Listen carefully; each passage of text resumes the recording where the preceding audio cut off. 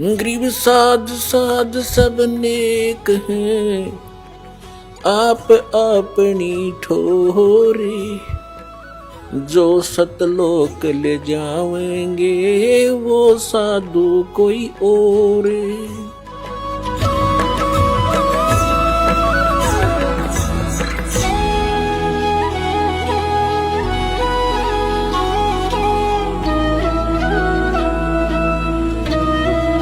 परम पिता परमात्मा पूर्ण ब्रह्म सर्व सृष्टि रचनहार कबीर परमेश्वर जी की असीम रजा से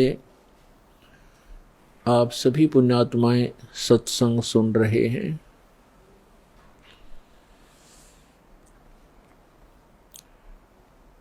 सत्संग उन्हीं पुण्यात्माओं को प्राप्त होता है जिन पर परमेश्वर की असीम रजा होती है। परमेश्वर की असीम रजा किन पुण्यात्माओं पर होती है? जो पूर्व जन्म के भक्ति युक्त होते हैं। क्योंकि मनुष्य जीवन दो प्रकार से प्राप्त होता है। एक तो पूर्व जन्म के शुभ संस्कारों के आधार से प्राप्त होता है। दूसरा टर्न वाइज होता है, एक विधान है प्रभु का, परमात्मा का, कि प्रत्येक प्राणी को 84 लाख प्रकार के प्राणियों के जीवन में एक पूरा चक्कर लगा लेने के उपरांत एक मानव शरीर अवश्य प्राप्त होता है। ये परमेश्वर कबीर जी की हम प्राणियों पर एक विशेष रजा है, और जिस कारण से विवश होकर के इस काल ने हमें एक मनुष्य जीवन देना ही पड़ता है।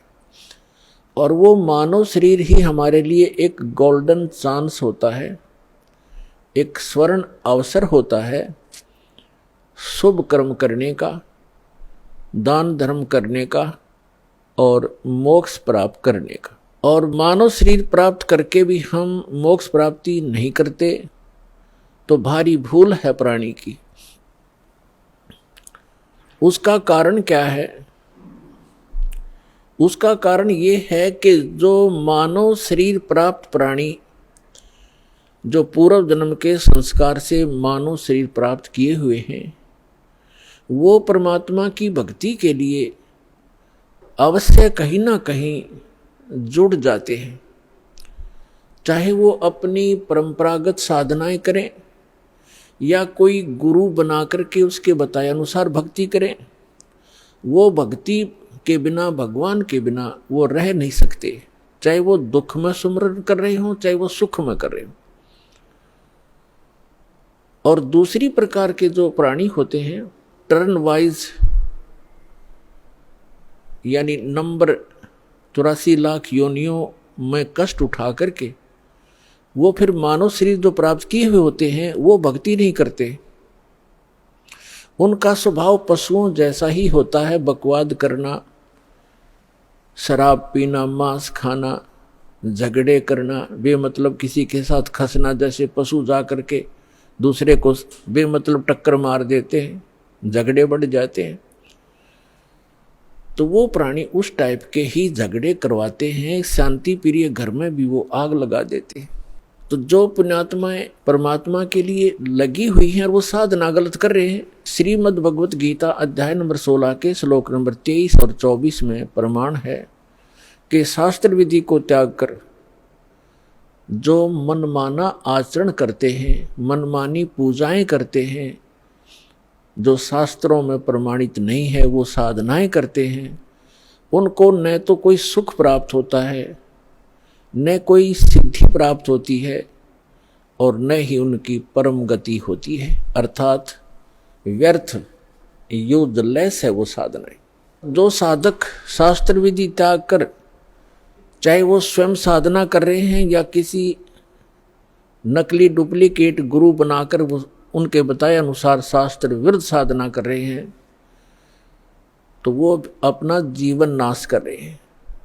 और जो सीधे ही 84 लाख योनियों से निकलकर मनुष्य शरीर प्राप्त करते हैं, वो तो भक्ति करते ही नहीं, उनका तो वैसे ही जीवन नाश हो ही रहा है।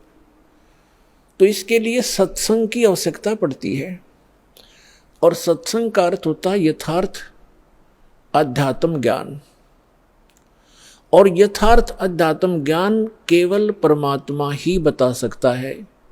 अपने द्वारा रची हुई सृष्टि को वही बता सकता है।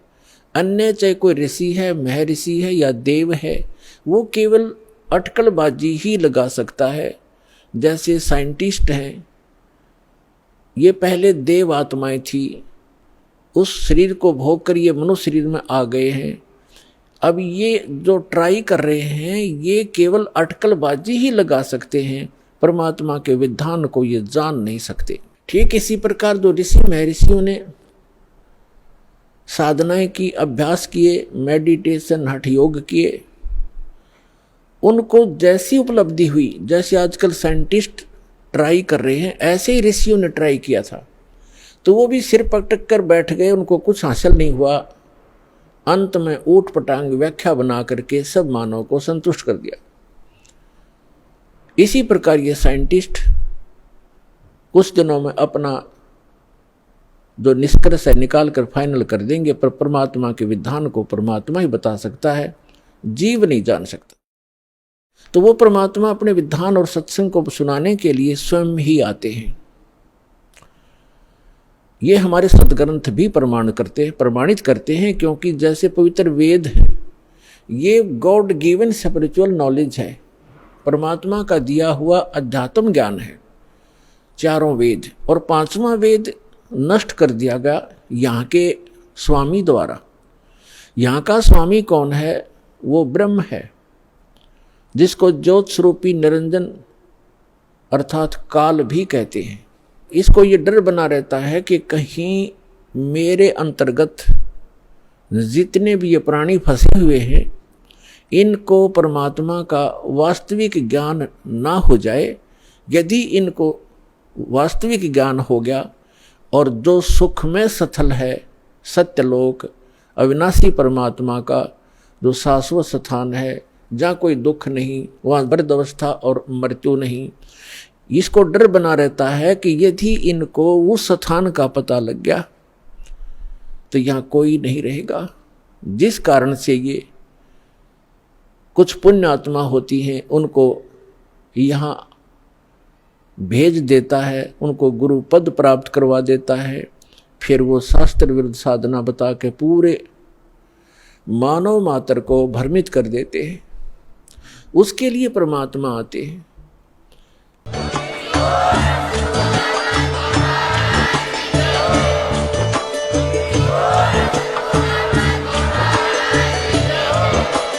आप सुन रहे थे जगत गुरु तत्वदर्शी संत रामपाल जी महाराज जी के मंगल प्रवचन। अधिक जानकारी के लिए विजिट कीजिए हमारी वेबसाइट www.jagatgururampalji.org। संत रामपाल जी महाराज जी के शुभ आशीर्वाद से पूरे विश्व भर में 500 से भी ज्यादा नाम दीक्षा केंद्र हैं, जिन पर संत रामपाल जी महाराज जी द्वारा ऑनलाइन निशुल्क नाम दीक्षा दी जा रही है। अपने नजदीकी नाम दीक्षा केंद्र का पता करने के लिए संपर्क करें 8222880541।